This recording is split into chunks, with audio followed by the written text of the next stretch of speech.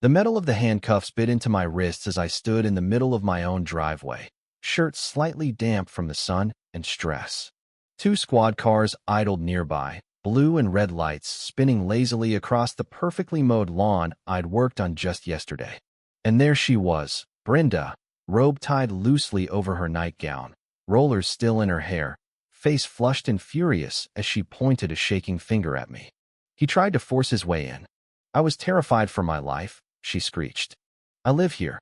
This is my house. I protested, but what was the point? I'd already said it a dozen times. The officer gripping my arm glanced at his partner, clearly torn. Then the older cop, the one who'd actually listened, cleared his throat and looked at Brenda. Ma'am, he said, voice slow and deliberate, he's the owner.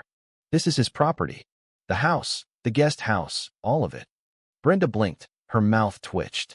For the first time, she hesitated. The officer turned back to me, loosening his grip. We're going to need to sort this out. And right there, I realized this had gone way beyond crazy. You're probably wondering how we got here. Buckle up. When my Uncle Arthur passed, I inherited his house, a quiet piece of land in a neighborhood where lawns were always trimmed. The main house was a modest two-story colonial. Behind it sat a detached guest house, a converted garage. Uncle Arthur never rented it out. It was always locked, always empty. Or so I thought. I'd only been living there a week, still unpacking after a bad breakup and a corporate layoff. Moving in was supposed to be a reset. But starting night 3, things felt off. The motion sensor lights in the backyard kept flickering. Then I started hearing soft thumps, muffled music, sometimes the hum of a television. One morning, sipping coffee, I saw it. The guest house door, which I hadn't touched, swinging shut. Someone was inside. I grabbed the spare key and walked across the yard, heart pounding. Nothing prepared me for what I saw. The place was lived in. The air smelled like coffee and lavender. The bed was made, clothes in the closet, a half-finished jigsaw puzzle on the table. The fridge hummed. Inside, fresh eggs, milk, and a Tupperware labeled Chicken Alfredo, don't touch. Then I heard a Keurig finish brewing. I turned. A middle-aged woman in pastel pajamas and a faded pink bathrobe, Brenda, held a steaming mug, staring at me. What the hell are you doing in my house? She barked. Your house. Yes, my house. This is highly inappropriate. Lady, this is my property. She scoffed. That's rich. I've been living here for weeks. I even have a lease agreement with the previous owner. She waved a crumpled paper. It was a basic internet template, sloppily filled, my uncle's signature a messy forgery. This is fake, I said. Are you accusing me of forgery? I'm accusing you of trespassing. Young man, she snapped, I live here now legally. Unless you want a harassment charge, back off. I tried to explain I'd inherited the place. She tilted her head. Well, maybe you're not supposed to be here. She crossed her arms. This conversation is over. I have rights. Step foot in here again without notice, I'll call the police. I backed out, stunned. Brenda was real, in my house, and this was just the beginning. The next morning, I returned with my uncle's will and the property deed. I'm not leaving, she said before I spoke. I held out the documents. This house belongs to me. You're trespassing. You have 2 days to move out. Brenda sipped her coffee. That's cute. But I already spoke to my lawyer. He says I have tenant rights. It's a civil matter, sweetheart. I had looked it up. State law made it ridiculously easy to claim tenant protections. That night, a sticky note on the guest house door. Tenant rights apply. Do not trespass. The next morning, a city inspector arrived. Got a complaint about unsafe living conditions in the guest house, he said, looking at his sheet. AMS. Brenda Withers. She wasn't even supposed to be in there. Later, I heard Brenda yelling. You might want to mow your lawn. She'd tossed fast food trash into my flower bed. When I confronted her, she started recording me. You're harassing me. This is all going to my lawyer. I called the non-emergency police line. The cop was polite, but bored. Unfortunately, this is a civil matter, he said after I explained. You'll need to file for eviction. That could take 30 to 90 days, more if she contested. From then on, Brenda escalated. The guest house porch became a hoarder's paradise. She blasted 80s hair metal at all hours, yelled, "Landlord loser," and sprayed me with her hose. I saw her hosting a book club with 2 other robe-wearing women, drinking boxed wine. I documented everything. My lawyer confirmed it was a nightmare. Brenda was enjoying this. But she didn't know I wasn't just some clueless homeowner. I went digging through Uncle Arthur's meticulous records. Gold, a receipt for a home surveillance system. The DVR was in the basement, password. I scrolled back. 2 weeks after my uncle's funeral, there was Brenda, in broad daylight, rolling a suitcase up the path and letting herself into the guest house. No key, just opportunity. I sent the footage to a real estate attorney and hired a private investigator.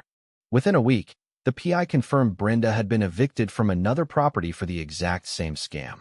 Next, I installed a new, clearly visible security camera facing the guest house, with a massive sign, "Private property. No tenants reside here." I taped a formal-looking, though not yet legally binding, eviction notice to her door. Hours later, I caught her on camera tearing it down, flipping off the camera, yelling, "Nice try, jackass. You'll have to pay me to leave like the last sucker did." Gotcha. She left a threatening voicemail, which I forwarded to my lawyer. Then, the PI called with a smoking gun, a phone recording of Brenda at a diner, bragging to a friend. "I've done this before. You squat long enough, make it miserable, and the owners just pay you to go. It's genius." My lawyer was ecstatic. "We've got her. Fraudulent tenancy, property squatting." We filed a formal unlawful detainer lawsuit, heavily documented. I also reached out to the local news. The segment was scheduled to air the following week. Then came the flashing lights in my driveway. Brenda, clutching a tissue, sobbed to the officers. "He tried to break in. He screamed at me. I feared for my life." Oscar Worthy. An officer approached. "Sir MS. Withers called 911 stating you attempted to unlawfully enter her residence and made verbal threats." Calmly, I unlocked my phone. "Officer, this is my property. Brenda has no legal lease. I filed an unlawful detainer lawsuit." I showed them the footage. Brenda dragging her suitcase in, tearing down my sign, the threatening voicemail, and finally, the PI's audio recording of her bragging. The officers exchanged glances. One walked to Brenda. "Ma'am, do you have any legal lease or documentation?" I told you," she stammered, "the previous owner. Verbal agreement. The previous owner is deceased, correct?" Silence. "Any proof of payment, rent, emails, texts?" Her tissue fell. The officer straightened. "Ma'am, based on the evidence, it appears you are unlawfully occupying this property. Making a false emergency report is a serious offense." Brenda's eyes widened. "Wait, what?" "No, he's harassing me. You called 911 claiming he threatened your life. There's no evidence of that. In fact, there's more than enough here to suggest fraudulent tenancy. We also have video of you vandalizing his security camera." The second officer looked at me. "Sir, would you like to press charges?" "I'll let my lawyer handle it," I said, meeting Brenda's gaze. "But yes, I'm filing every charge I legally can." Her facade cracked. "You can't do this. I have rights." "Not according to county records, ma'am." That was it. She'd lost. 2 days later, my lawyer called. Emergency injunction granted.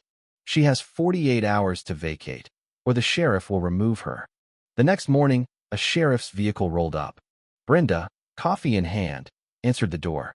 When the deputy handed her the court order, her face shifted from shock to panic. "You can't do this. This is my home." "You had 48 hours, the deputy said coolly.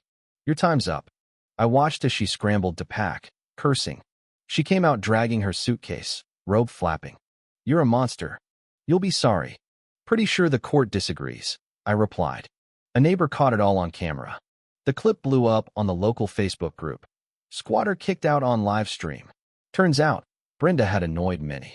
More victims came forward. She was blacklisted. Last I heard, she was living in her car.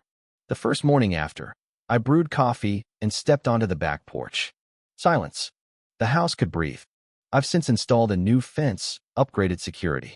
Lesson learned. Sometimes, neighbors point at the guest house, sharing the story. I don't mind. I just cleaned up the mess. Now, I enjoy the home my uncle left me. And every now and then, I raise my coffee mug toward the guest house and whisper, "Not today, Brenda."